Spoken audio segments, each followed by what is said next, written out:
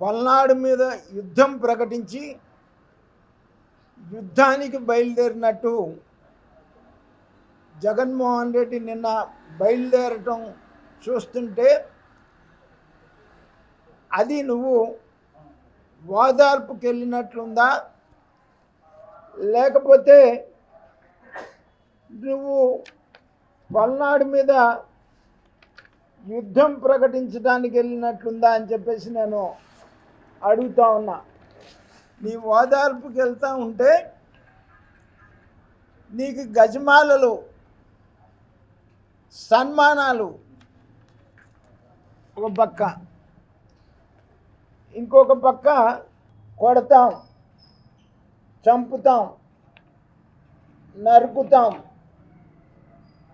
ఊరిపై ఉన్మాదులను వదిలిన జగన్ 2029లో వైఎస్ఆర్సీపీ వచ్చిన వెంటనే గంగమ్మ తల్లి జాతరలో వేట తలలు నరికినట్టు రప్ప రప్ప నరుకుతాం ఒక్కొక్కడిని. ప్రతిపక్షంలో ఉన్నప్పుడు కూడా నీ అరాచక చేష్టలకి ఏమి మార్పేమి నీకు ప్రజలు బుద్ధి చెప్పినా కూడా వచ్చినటువంటి పరిస్థితి కాదు. పూర్తిగా 100కి 100 పాళ్ళు నాగమల్లేశ్వరరావుకి చావుకి కారణం వైఎస్ జగన్మోహన్ రెడ్డేనో, దాంట్లో ఏ విధమైనటువంటి సందేహం లేదు.